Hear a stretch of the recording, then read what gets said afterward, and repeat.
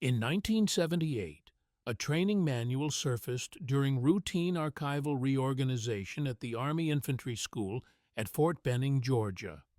Filed incorrectly in a box labeled Obsolete Field Manuals, Desert Operations, 1940 to 1950. The document was designated FM 2177 and dated March 1943. The title read, Special Reconnaissance Training, Indigenous Methods for Arid Terrain Operations. The manual had never been widely distributed, had no record of official publication approval, and contained training methodologies that appeared nowhere in standard Army doctrine from any era. What made the manual remarkable wasn't its existence.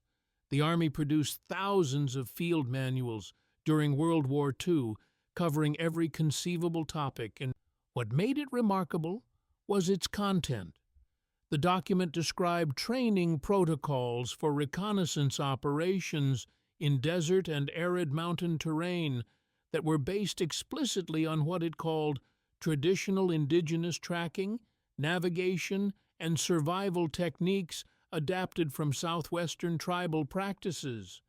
The manual included detailed instruction on skills that had no equivalent in conventional military training: reading ground disturbance to track personnel across rock surfaces that left no visible footprints, navigating long distances without maps or compasses using terrain features and celestial observation, surviving extended periods in desert conditions without water resupply, and moving through arid environments without leaving detectable traces of passage. The manual's introduction stated its purpose with unusual directness. Conventional military training prepares soldiers for desert operations by teaching them to overcome environmental challenges through equipment, logistics, and organizational support. This manual teaches different methods, understanding desert environments as neutral rather than hostile, moving through them using knowledge systems developed over centuries by peoples for whom these landscapes are home. Personnel trained in these methods will possess reconnaissance capabilities in arid terrain that cannot be achieved through conventional training, regardless of duration or intensity. The manual had been classified secret upon creation, then apparently forgotten as the war ended and desert warfare faded as a training priority. By the time it was discovered in 1978, it had been automatically declassified under standard timeline protocols, but only because no one had remembered it existed long enough to maintain its classification or destroy it, as other similar documents had been. The archival discovery prompted questions that took years to partially answer. What training program had this manual supported? Who had been trained using these methods? And why had an apparently successful training doctrine been completely abandoned and forgotten, rather than integrated into standard Army reconnaissance training? Research eventually revealed that FM 2177 had been developed in 1943 to support a specialized unit recruited from southwestern tribal communities, primarily Apache, Navajo, Hopi, and Tohono O'odham, to serve as scouts for operations in North Africa and potentially for the planned invasion of Japan through China. The unit had been formed based on the theory that soldiers with cultural knowledge of desert and arid mountain environments would possess reconnaissance capabilities that conventionally trained personnel couldn't match regardless of preparation. The theory had proven correct in ways that exceeded even optimistic projections. The Southwest Tribal Scouts demonstrated tracking abilities that seemed impossible to observers accustomed to conventional reconnaissance, following trails across bare rock, navigating featureless desert with precision, surviving in conditions that incapacitated conventionally trained soldiers, and gathering intelligence through methods that were effective but incomprehensible to officers educated in Western military doctrine. But when the war ended, the program was terminated, the manual was classified and filed away, and the training methods it described were deliberately excluded from post-war doctrine development. The skills that had made the Scouts more effective than conventionally trained reconnaissance personnel were treated as unreplicable cultural anomalies rather than teachable techniques, and the knowledge they possessed was allowed to fade from institutional memory. By 1978, when the manual was rediscovered, all of the officers who'd commanded the Scout unit were deceased. Most of the Scouts themselves had died without ever discussing their service publicly. And the training methods the manual described existed nowhere in modern Army reconnaissance doctrine. The capabilities that had made Southwestern tribal Scouts more skilled than any soldier trained through conventional methods had been forgotten, not accidentally, but deliberately, because acknowledging their effectiveness would have required uncomfortable admissions about whose knowledge should inform military training and why indigenous expertise had been exploited during wartime but excluded during peacetime. This is the story of men whose skills were so far beyond conventional military capability that the Army created a specialized manual to try to replicate them, succeeded briefly in harnessing them for military purposes, and then deliberately forgot everything they'd learned rather than acknowledge that indigenous knowledge systems possessed value that Western military doctrine couldn't match.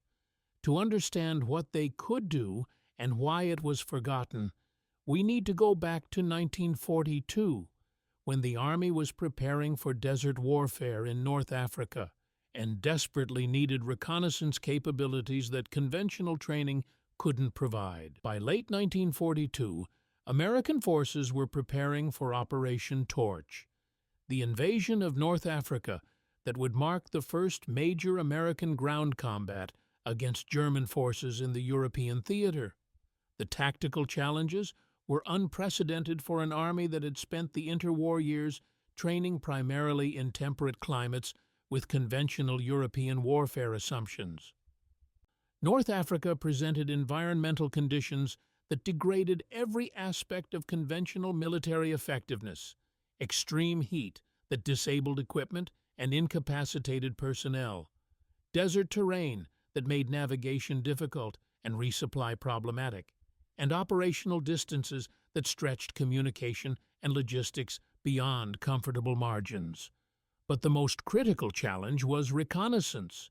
The North African desert was vast, featureless in many areas, and offered advantages to whichever force could gather intelligence about enemy positions and movements while denying that same intelligence to their opponent. German and Italian forces, operating in North Africa for over 2 years, had developed some environmental adaptation. American forces were starting from scratch, with reconnaissance doctrine developed for European forests and farmland that was largely irrelevant to desert conditions. Initial reconnaissance training for North African operations followed conventional patterns, teaching soldiers to use maps and compasses for navigation, to observe from concealed positions using optics, to estimate distances and unit sizes using standardized methods. But exercises conducted in American desert regions revealed serious limitations. Soldiers trained in these conventional methods struggled with desert navigation when terrain features were subtle or absent, found it difficult to move tactically across open ground without leaving obvious traces, and required water resupply at intervals that made extended reconnaissance operations logistically impractical. More fundamentally, conventional reconnaissance training taught soldiers to treat desert environments as obstacles to be overcome through equipment and technique. That approach worked adequately when operations were supported by robust logistics, but it created dependency that made truly independent, long-range reconnaissance extremely difficult. A planning conference at Army Ground Forces Headquarters in November 1942 addressed the reconnaissance capability gap with growing urgency. North African operations would require intelligence about enemy dispositions across vast areas, but projections showed that conventionally trained reconnaissance units would need support structures so extensive that they'd be detectable to enemy forces, defeating the purpose of reconnaissance. Colonel Edwin Walsh, an infantry officer who'd spent years stationed in the Southwest before the war, made an observation that initially seemed tangential. We're training soldiers as if the desert is enemy territory that requires special preparation to survive. But there are peoples who've lived in these environments for thousands of years, for whom desert and arid mountains are simply home. The southwestern tribes have tracking, navigation, and survival knowledge that makes our conventional training look primitive by comparison. What if we recruited soldiers who already possess those capabilities rather than trying to teach them to people who'll never fully develop them? The response was mixed between interest and skepticism. The Army had recruited Navajo code talkers based on linguistic uniqueness, proving that tribal-specific capabilities could be militarily valuable. But tracking and desert survival seemed different, more like outdated frontier skills than modern military requirements. Walsh persisted with specific examples. He described Apache scouts who could track individuals across bare rock by reading ground disturbance invisible to trained military trackers who could navigate hundreds of miles through desert without maps by reading terrain and sky, who could survive for days in desert conditions where conventionally trained soldiers would die of dehydration or exposure within 24 hours. These weren't historical curiosities. These were skills still practiced in southwestern communities, still passed down through cultural transmission, still available if the Army was willing to acknowledge their military value. A feasibility study was authorized to assess whether traditional southwestern tracking and desert survival skills could be operationalized for military reconnaissance. The study's conclusions were unambiguous. Soldiers possessing these skills would have reconnaissance capabilities in arid terrain that were unmatched by conventional training, but developing those skills in conventional soldiers would require years of immersion impossible within military training timelines. The only viable approach was recruiting personnel who already possessed the knowledge through cultural inheritance. Authorization came through in December 1942 for an experimental program.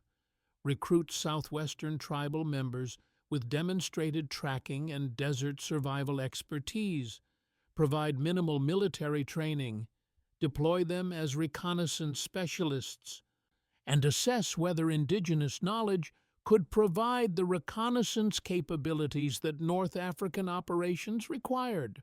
The program was classified from inception with awareness that success achieved through indigenous expertise would be institutionally complicated to acknowledge, and that the training methods would challenge fundamental assumptions about whose knowledge should inform military doctrine. Recruitment for what would be designated the Southwest Tribal Scout Detachment began in January 1943, with Colonel Walsh traveling to reservations across Arizona and New Mexico to identify men who possessed specific capabilities, expert tracking skills applicable to desert and arid mountain terrain, traditional navigation knowledge that didn't rely on maps or instruments, desert survival expertise that would allow extended operations without resupply, and cultural knowledge of arid environments that went beyond technical skill to include understanding of how to think about and move through these landscapes. Walsh's approach was shaped by his years of experience working with southwestern tribes before the war. He understood that successful recruitment required respect for cultural protocols and honest representation of what was being asked. At a gathering on the San Carlos Apache Reservation, he explained the military need with careful directness. The Army is preparing to fight in North Africa. Desert terrain, similar in many ways to the Southwest. We need reconnaissance soldiers who can track enemy forces, navigate long distances, and survive in conditions that incapacitate conventionally trained personnel. Standard military training can't develop these capabilities in the time we have. What you've learned from your families and communities, tracking, reading land and sky for navigation, understanding how to move and survive in desert, these are the skills that will determine whether reconnaissance succeeds or fails. An elder named John Rope asked a question that addressed both practical and cultural dimensions. The tracking and survival knowledge you're describing is sacred in our tradition, passed down through generations, connected to our relationship with the land. You're asking young men to use that knowledge for military purposes, for killing. What happens to that knowledge when it's transformed from cultural practice into weapon? And what happens to the men who carry it after they've used it that way? Walsh couldn't offer reassurances that would fully address those concerns, but he was honest about the stakes. I can't promise that using traditional knowledge for military purposes won't change its meaning for the men who do it. What I can tell you is that American soldiers are going to fight in desert environments, and many of them will die because they don't understand those environments the way your people do. The knowledge you're concerned about protecting could save those lives and shorten the war. That doesn't make the cultural cost less real, but it might make it worthwhile. The responses from potential recruits varied widely. Some volunteered immediately, motivated by patriotism and the opportunity to serve in roles that valued their cultural heritage rather than ignoring or suppressing it. Others were drawn by the economic opportunity. Military pay exceeded what most could earn on reservations where employment was scarce.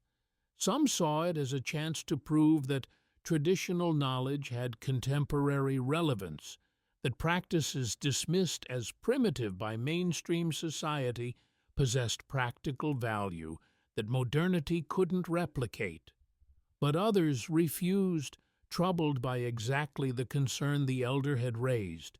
Using sacred knowledge for violence felt like violation of cultural values, and the possibility that the knowledge would be exploited and then discarded seemed likely based on historical patterns of how the federal government had treated tribal peoples. Manuel Gonzalez, a Tohono O'odham tracker known for his ability to follow trails that other skilled trackers couldn't detect, explained his decision to volunteer in terms that combined practical and cultural reasoning. My grandfather taught me to read the desert, to see what happened from what the ground and plants remember. That knowledge kept our people alive when the land was harsh. Now I can use it to help end a war that's threatening everything. The government has taken much from us, but they can't take what we know unless we give it. I'm choosing to give it for this purpose, to save lives. Whether they respect it after the war isn't something I can control. Over 6 weeks, Walsh recruited 38 men from Apache, Navajo, Hopi, Tohono O'odham, and Pueblo communities, all expert trackers and desert travelers, all possessing knowledge that had been developed over centuries and transmitted through cultural practices that the federal government's assimilation policies had been actively trying to suppress. The enlistment papers they signed were standard Army documents with one addition: acknowledgement that they were being recruited for specialized reconnaissance duties requiring unique skills, and agreement to security restrictions that would prevent discussion of their training and operations. What wasn't explicitly stated, but what many understood, was that their cultural knowledge was being militarized in ways that might make it impossible to separate from violence once the war ended, and that recognition for their contributions was unlikely given historical patterns of how indigenous service had been treated. By February 1943, the 38 Southwest Tribal Scouts had been assembled at a training facility in the Arizona desert, where they would spend 8 weeks learning just enough military context to operate within Army structures while maintaining the indigenous knowledge that made them valuable, knowledge that would prove more effective than anything in conventional military doctrine, but would be deliberately forgotten once its immediate utility ended. The training facility for the Southwest Tribal Scout Detachment was located in a remote area of southeastern Arizona, chosen specifically because its terrain, desert valleys, arid mountains, sparse vegetation, approximated the North African environments where the Scouts would operate. The training cadre was unusually small for a military program. Colonel Walsh, 3 officers with reconnaissance experience, and 2 anthropologists who'd been brought in specifically to help translate indigenous knowledge into forms that could be taught to conventional soldiers or at least understood by conventional commanders. The training program represented something unprecedented in Army doctrine. Rather than transforming civilians into soldiers through standardized conditioning and skills training, the program assumed the recruits already possessed the critical capabilities that made them valuable. What they needed wasn't fundamental skills training, but military contextualization, learning to apply their traditional knowledge to tactical intelligence requirements, understanding how to communicate their observations in formats the Army could use, and coordinating with conventional forces without compromising their own effectiveness. The first 2 weeks focused on reconnaissance fundamentals from a military perspective: what information was tactically valuable, how to estimate enemy unit sizes and capabilities, how to identify military equipment and vehicles, how to document observations in standardized reporting formats.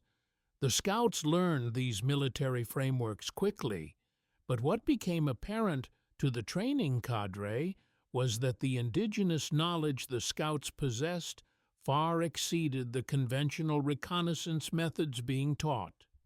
During a navigation exercise, an Apache scout named Chester DeHia demonstrated capabilities that seemed impossible to officers trained in conventional methods. He was given a destination 30 miles away across featureless desert, with instructions to navigate to it without map or compass. He departed in the evening and arrived at the exact location the following morning, having traveled a direct route through terrain where conventional navigation would have required constant reference to instruments and maps. When asked how he navigated, he explained using a combination of terrain reading, subtle elevation changes and drainage patterns that indicated direction, celestial observation, star positions and movement, and environmental awareness, wind direction, plant distribution, animal behavior, that created a navigational framework far more sophisticated than conventional methods. The anthropologists attempted to document Dehia's navigation methodology for the training manual they were developing. What they discovered was that his knowledge couldn't be easily reduced to step-by-step procedures. It was holistic understanding developed through lifetime practice, cultural transmission, and ways of perceiving and thinking about landscape that were fundamentally different from Western geographic cognition. Similar challenges emerged in documenting tracking methods.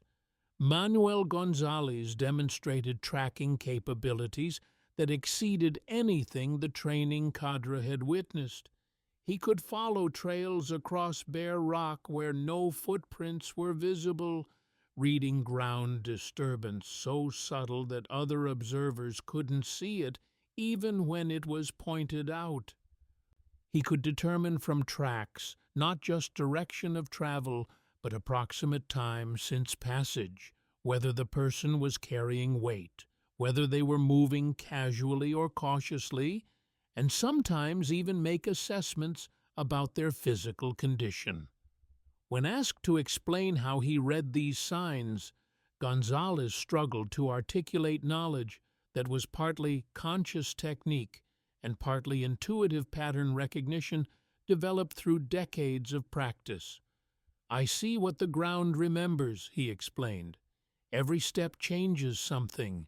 How dust settles, how rocks are positioned, how plants are bent. You have to see all of it together. Understand what it means about what happened. I can teach you some of what to look for, but understanding it requires seeing thousands of trails until patterns become natural." The training manual being developed, which would eventually become FM 21-77, attempted to capture these methodologies in teachable form. The result was a document that was simultaneously the most sophisticated reconnaissance training guidance the Army had ever produced, and a tacit acknowledgement that the knowledge it described could only be fully developed through cultural immersion that military training couldn't replicate. A training assessment from March 1943 stated, "Scout personnel demonstrate tracking, navigation, and desert survival capabilities that exceed conventional training outcomes by orders of magnitude. Their knowledge is partially teachable. Conventional soldiers can learn to recognize some of the signs and apply some of the techniques, but full proficiency requires cultural knowledge and lifetime practice that cannot be compressed into military training timelines. The capabilities these men possess represent reconnaissance potential that conventional doctrine cannot match." By April 1943, the Southwest Tribal Scout Detachment was declared operationally ready. They had been organized into small teams, equipped with minimal gear that wouldn't interfere with their traditional methods, and authorized to conduct reconnaissance operations with tactical autonomy that reflected the reality that they would be operating in ways that conventional command structures couldn't directly monitor or fully understand. They were about to prove that the skills conventional military training dismissed as primitive frontier relics were actually more sophisticated than modern doctrine, more effective than contemporary methods, and impossible to match through Western pedagogical approaches regardless of resources invested. The Southwest Tribal Scout Detachment deployed to North Africa in May 1943. Arriving as American forces were conducting final operations against Axis positions in Tunisia. The Scouts were distributed across 3 different divisions to provide reconnaissance support for units operating in desert and mountain terrain, where conventional reconnaissance was struggling with the environmental challenges that made North African operations so different from European warfare. Their first operations demonstrated capabilities that immediately distinguished them from conventionally trained reconnaissance personnel. A six-man scout team, led by Chester de Gea, was tasked with locating German observation posts in mountainous terrain west of Bizerte. Conventional patrols had attempted the mission multiple times, but the combination of difficult terrain, limited water availability, and German defensive awareness had prevented them from gathering useful intelligence without taking casualties or alerting the enemy to American interest in the area. De Gea's team approached the mission using methods that had no equivalent in conventional doctrine. Rather than patrolling along obvious routes or approaching from directions that tactical logic suggested, they used terrain reading to identify paths that minimized visibility and physical evidence of passage.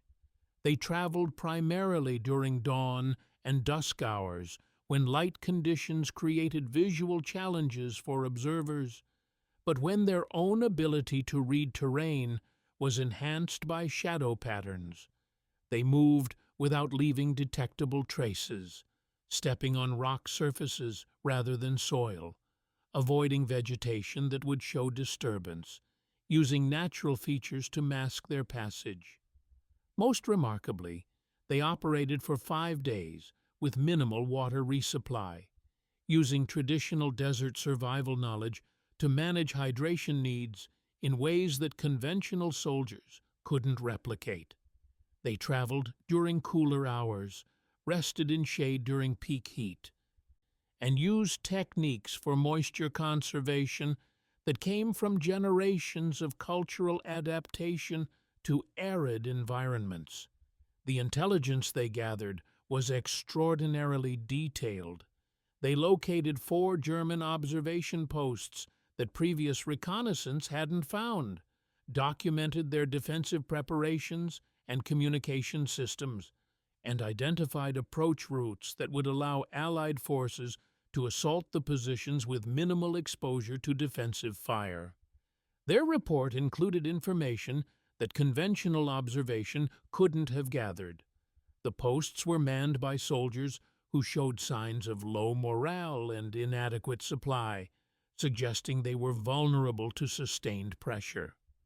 But what impressed and unsettled the intelligence officers who received the report was how the scouts had gathered this information. De Gea explained that his team had positioned themselves within 100 meters of one observation post for 18 hours, close enough to observe the German soldiers' routines, equipment, and even overhear some conversations. The German security measures, which conventional military logic would have assessed as adequate, had been completely ineffective against trackers who could approach through terrain the defenders had assumed was impassable and remain undetected in positions the defenders had assumed provided insufficient concealment. Over the following months, as operations shifted to Sicily and then to the Italian mainland, the scout teams continued demonstrating capabilities that seemed impossible to conventionally trained personnel. They conducted reconnaissance across terrain that conventional patrols couldn't navigate without extensive time and support. They tracked Axis troop movements through areas where conventional trackers could find no signs. They survived and operated in conditions that would have required conventional units to abort missions or accept unsustainable logistical support requirements. Manuel Gonzalez led a tracking operation in Sicily that exemplified the scouts' unique capabilities. German forces had been conducting night raids against American supply depots, approaching through mountainous terrain and withdrawing before response forces could engage. Conventional security measures couldn't prevent the raids because the approach routes were too numerous and too difficult to patrol effectively. Gonzalez was tasked with tracking the raiders back to their base position. He picked up their trail after a raid, following ground disturbance across rocky terrain where conventional trackers could see nothing.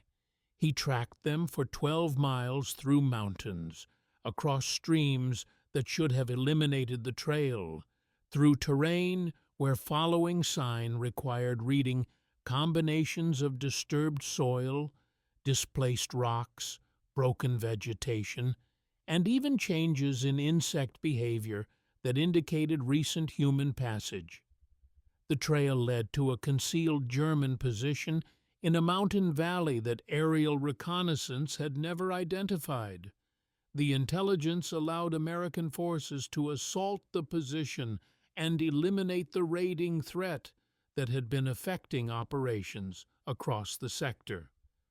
An intelligence summary from August 1943 stated, "Indigenous scout personnel achieve reconnaissance results that conventional training cannot replicate.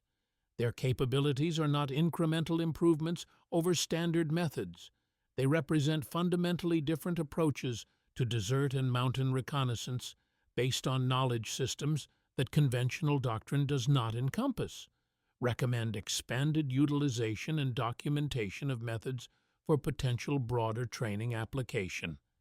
But that recommendation for broader training application would never be implemented. The knowledge that made the scouts more skilled than any conventionally trained soldier would be deliberately excluded from post-war doctrine development, and the training manual that attempted to capture it would be classified and forgotten rather than integrated into standard Army reconnaissance training. By late 1943, the Southwest Tribal Scout Detachment had compiled an operational record that was statistically extraordinary. 43 successful reconnaissance missions, intelligence gathered, that had informed tactical planning across multiple theaters, and 0 failed missions or personnel losses due to tactical compromise. Their effectiveness had attracted attention at higher command levels, generating both admiration for their capabilities and discomfort about the implications of those capabilities. The discomfort centered on a question that military institutions found difficult to confront. If indigenous knowledge systems produced reconnaissance capabilities that were demonstrably superior to conventional training outcomes, what did that suggest about the validity of Western military doctrine and the assumptions underlying standard training methodologies? The training manual, FM 2177, that had been developed to document scout methods represented an attempt to answer that question in ways that preserved conventional institutional authority. The manual presented indigenous tracking and navigation techniques as specialized skills that could supplement conventional training, framing them as useful additions rather than fundamental alternatives to Western approaches. But field experience was revealing that framing to be misleading. The Scouts' capabilities weren't supplemental, they were foundational and comprehensive. Their way of understanding terrain, navigation, and environmental interaction was different in kind rather than degree from conventional methods. Attempts to teach conventional soldiers to think like the Scouts consistently failed because the knowledge couldn't be separated from cultural context, outshot, lifetime practice, and fundamentally different ways of perceiving and relating to landscape. Colonel Walsh submitted a report in November 1943 that articulated the documentation problem candidly. "We have created a training manual that attempts to teach indigenous reconnaissance methods to conventional soldiers. Field testing shows the manual is largely ineffective for that purpose. Conventional soldiers can learn to recognize some of the signs the Scouts read and apply some of their techniques in rudimentary form, but they cannot develop the holistic environmental understanding that makes the Scouts' capabilities extraordinary. The knowledge is culturally embedded in ways that resist extraction and standardization. We can document what the Scouts do, but we cannot fully teach others to do it using conventional pedagogical methods. Walsh's report raised a question that had institutional implications. If the knowledge couldn't be effectively taught through conventional methods, how should the Army incorporate these capabilities going forward? The options were limited. Continue recruiting from indigenous communities that maintained the traditional knowledge. Attempt long-term cultural immersion training that would take years to produce results, or acknowledge that some reconnaissance capabilities were simply unavailable to conventionally trained forces. All three options were institutionally problematic.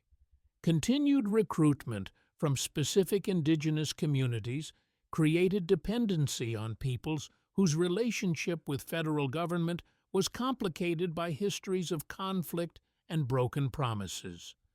Cultural immersion training would require acknowledging that indigenous knowledge systems were pedagogically superior to Western military training in certain domains, an admission that challenged fundamental institutional assumptions, and accepting that some capabilities were unavailable would mean acknowledging limits to what conventional training could achieve, which contradicted military culture's emphasis on universal applicability of standardized methods.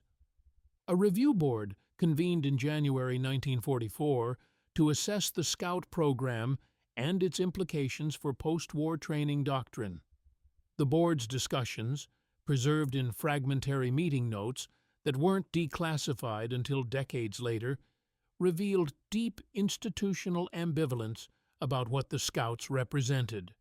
On one hand, their effectiveness was undeniable and their contributions valuable. On the other hand, acknowledging that their capabilities came from indigenous knowledge that Western training couldn't replicate raised uncomfortable questions about cultural hierarchies, about whose knowledge should inform military practice, and about whether the Army's institutional commitment to standardized training was limiting effectiveness in ways that could be addressed only by incorporating knowledge systems that existed outside Western military tradition. The review board's conclusions foreshadowed what would happen after the war.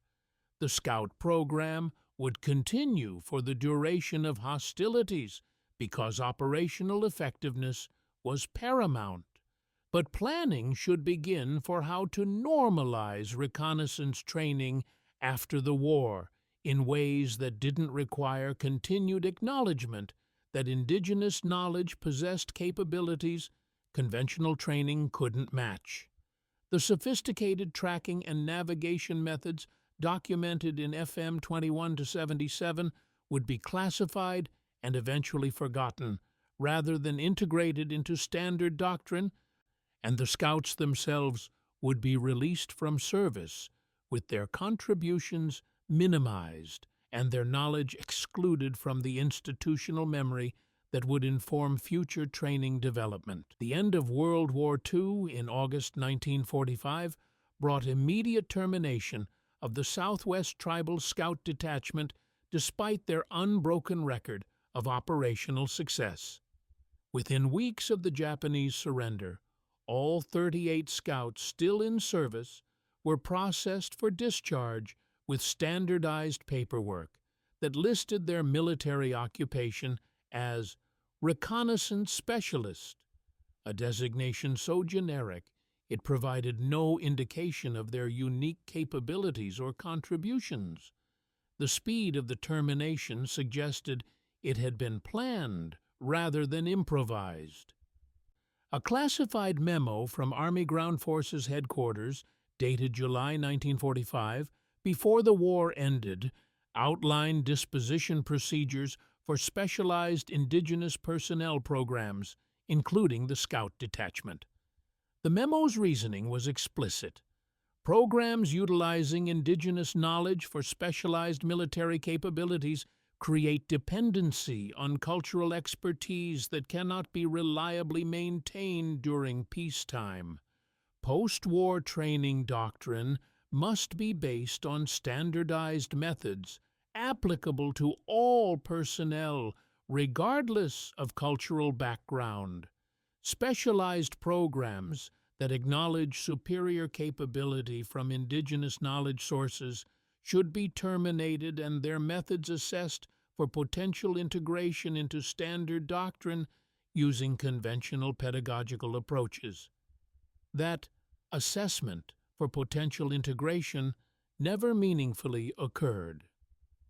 FM 2177, which documented scout tracking and navigation methods, was not distributed to training commands for evaluation or implementation.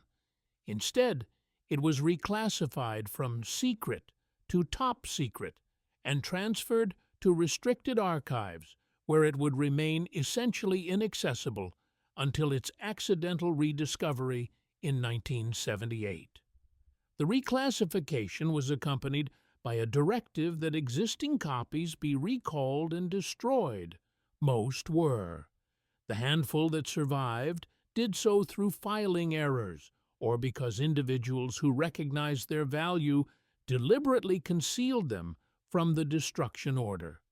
The scouts themselves were released from service with no special recognition and minimal documentation of what they'd accomplished.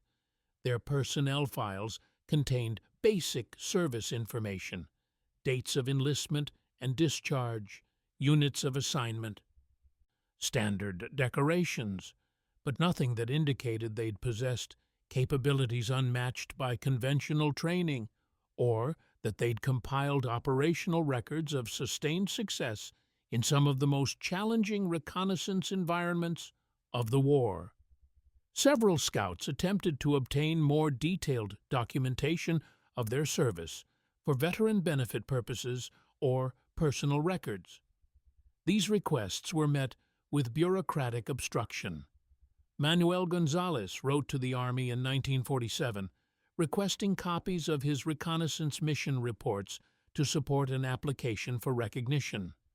The response stated that detailed operational records for your unit are not available in standard personnel archives, and suggested that his service record accurately reflected his military contributions.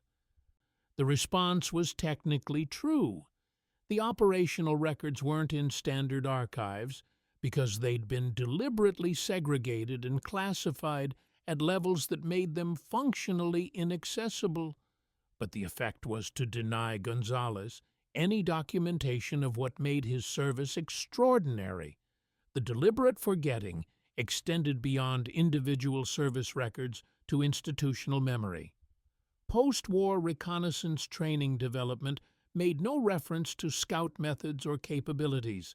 Training doctrine developed in the late 1940s and 1950s for desert and mountain reconnaissance was based entirely on conventional Western military approaches, with no acknowledgement that the Army had recently employed personnel who demonstrated superior capabilities using different knowledge systems. When FM 2177 was rediscovered in 1978, military historians who reviewed it were puzzled by the gap between the sophisticated methods it described and the absence of any reference to those methods in subsequent training doctrine. One historian noted, "This manual documents reconnaissance capabilities that exceed current training outcomes, yet there's no evidence it was ever used to inform doctrine development. It's as if the institutional knowledge simply vanished rather than being incorporated into standard practice." The knowledge hadn't vanished. It had been deliberately forgotten because incorporating it would have required acknowledging that indigenous knowledge systems possessed military value that conventional Western training couldn't replicate. That cultural knowledge developed outside formal military institutions could be pedagogically superior to standardized methods, and that the Army's commitment to universal applicability of Western training approaches was limiting effectiveness in ways that could be addressed only by incorporating knowledge that existed outside that tradition. The Southwest Tribal Scouts had been more skilled than any soldier trained through conventional methods. Their training had been documented in what was probably the most sophisticated reconnaissance manual the Army had ever produced, and both the Scouts and their knowledge were deliberately forgotten rather than integrated into institutional practice, buried under classification and institutional amnesia that would last for decades. Chester DeHia returned to the San Carlos Apache Reservation in October 1945 with an honorable discharge, modest mustering out pay, and knowledge that had been militarized in ways that changed its meaning fundamentally. He tried to resume his life in the community where he'd grown up, returning to work and traditional practices, but the transition exposed tensions that he hadn't fully anticipated. The tracking and navigation skills that had made him extraordinarily effective as a military scout were the same skills his grandfather and uncles had taught him as cultural birthright, knowledge that connected him to Apache traditions and to the land itself. But those skills had been weaponized during the war, used for locating enemy forces that would be killed based on the intelligence he gathered. Transformed from practices meant to sustain life through hunting into methods for enabling military violence, he found it difficult to separate the skills from their wartime applications. Every time he tracked game using the traditional methods his grandfather had taught him, he remembered tracking German and Italian soldiers through North African mountains. Every time he navigated using terrain and sky reading that was part of Apache cultural knowledge, he remembered navigating to reconnaissance objectives where men would die based on what he observed. The militarization of the knowledge felt like a violation that he couldn't fully articulate. The skills that should have been purely cultural, connecting him to ancestors and community, had been used for purposes that made them inseparable from violence and death. And because his service was generic in official records, he couldn't explain to his community what had happened or why it troubled him. His war had been different from other Apache veterans' experiences, but the official silence made that difference invisible. Other scouts struggled with similar dissonance. Manuel Gonzalez found that teaching traditional tracking to younger community members had become psychologically difficult. The knowledge felt corrupted by its military use in ways that made him hesitant to pass it on, even though he intellectually understood that the knowledge itself wasn't corrupted. Only his relationship to it had changed. But the deeper loss was institutional. The sophisticated tracking and navigation knowledge that the scouts had proven militarily superior was fading from southwestern tribal communities under pressure from federal assimilation policies that discouraged traditional practices in favor of Western education and lifeways. The same government that had exploited indigenous knowledge during wartime was actively working to eliminate that knowledge during peacetime through policies that promoted cultural assimilation and economic integration that made traditional practices economically marginal. By the 1950s, fewer young people were learning traditional tracking and desert survival skills. The knowledge that had made the scouts more capable than any conventionally trained soldier was becoming rare, maintained only by individuals who resisted assimilation pressures or who practiced traditional skills despite limited economic incentive to do so. Chester DeHia recognized this loss and attempted to document traditional Apache tracking knowledge in the 1960s, working with an anthropologist from the University of Arizona. The documentation was partially successful in recording techniques, but both De Gea and the anthropologist acknowledged that written documentation couldn't fully capture knowledge that was holistic, experiential, and culturally embedded. More frustrating to De Gea was that the knowledge he was trying to preserve for cultural reasons was essentially identical to knowledge the Army had documented in FM 21-77 for military reasons, but neither he nor the anthropologist knew that manual existed because it remained classified in restricted archives. The Army possessed sophisticated documentation of indigenous knowledge that could have supported cultural preservation efforts, but institutional priorities kept it classified and inaccessible. In 1972, De Gea wrote to the Army requesting information about whether reconnaissance training documentation from his wartime service existed that might help with his cultural preservation work. The response stated that training materials from the period you reference are not available for public release and provided no additional information. The response didn't acknowledge that FM 2177 existed, that it documented in detail the very knowledge De Gea was trying to preserve, or that the knowledge's military value had been deliberately excluded from post-war doctrine development despite proven effectiveness.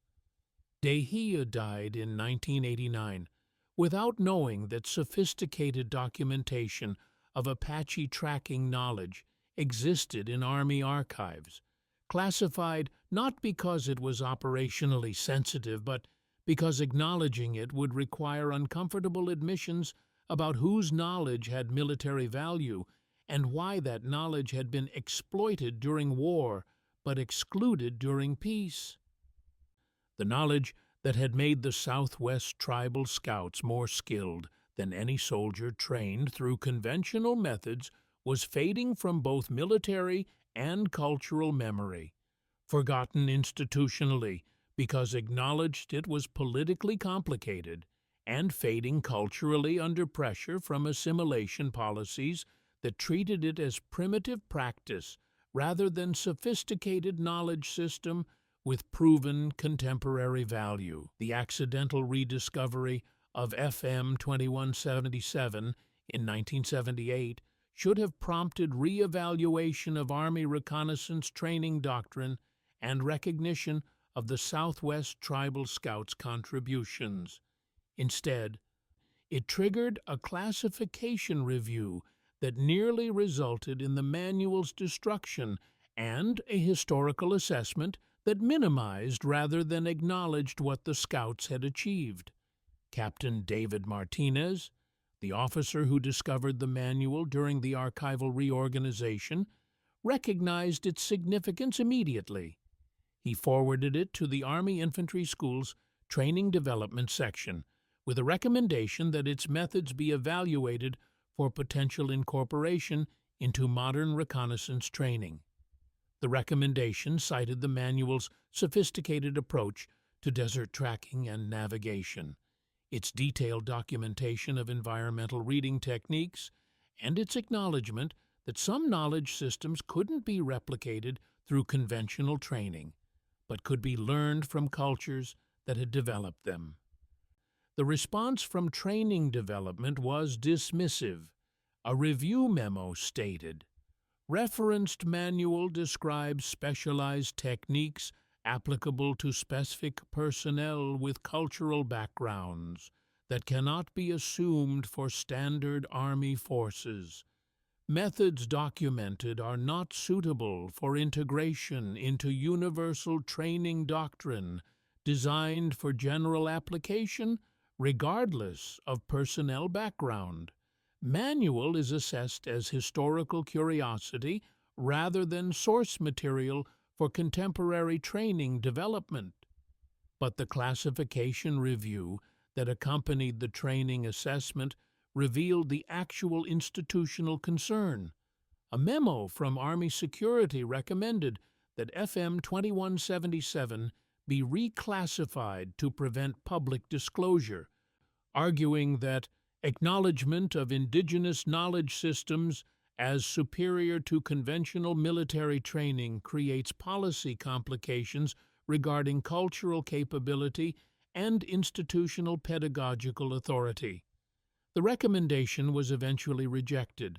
The manual had already been automatically declassified under standard timelines, but the review prompted restriction of access to the manual within Army archives and a decision not to publicize its existence or make it available through normal historical research channels. Dr. Sarah Begay, a Navajo historian researching Native American military service in the 1990s, learned about FM 21-77 through references in other documents and spent 3 years attempting to obtain a copy. Her FOIA requests were met with responses claiming the manual could not be located in Army archives, despite the fact that it was cataloged and accessible to researchers with appropriate credentials and institutional sponsorship.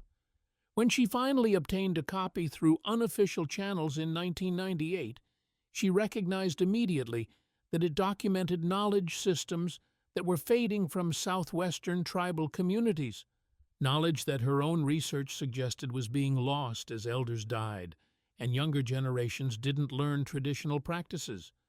The manual could have supported cultural preservation efforts, but its restricted access had prevented that use. Dr. Begay compiled research documenting the Southwest Tribal Scout Detachment's existence and contributions, arguing that their service deserved recognition and that the knowledge documented in FM 21-77 should be made available to tribal communities for cultural preservation purposes. Her research was published in 2001 in a limited circulation academic journal, but attracted minimal attention and no institutional response from the Army. She attempted to arrange formal recognition for surviving scouts or their families. By 2001, all of the original 38 scouts had died. Chester Dehia had passed away in 1989. Manuel Gonzalez in 1995. None had received specific recognition for their unique contributions, and their service records remained generic documentation that suggested nothing extraordinary about their capabilities or achievements. The Army's response to Dr. Begay's advocacy was bureaucratically polite, but substantively unchanged. The Scouts' service was appreciated. Their contributions had been valuable. But special recognition wasn't warranted because their service had been adequately acknowledged through standard decorations and honorable discharges. The response made no mention of FM 2177, didn't acknowledge that the Scouts' capabilities had exceeded conventional training outcomes, and provided no explanation for why knowledge proven militarily superior had been excluded from post-war doctrine development. The Southwest Tribal Scouts were more skilled than any soldier trained through conventional methods.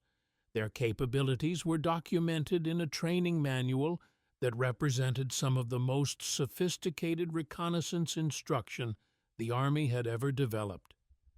And both the Scouts and their knowledge were deliberately forgotten, not accidentally lost, but systematically excluded from institutional memory because acknowledging them would require uncomfortable admissions about cultural knowledge, about pedagogical hierarchies, and about whose expertise should inform military practice. Their training was forgotten not because it was ineffective. It was forgotten because it was too effective in ways that came from sources Western military institutions weren't prepared to credit, and because remembering it would have required acknowledging that indigenous knowledge systems possessed value that modernity couldn't match, that cultural traditions dismissed as primitive were actually more sophisticated than contemporary methods, and that the most skilled soldiers weren't products of conventional training, but inheritors of knowledge that had been developed over centuries and transmitted through cultural practices that federal policy had spent decades trying to eliminate.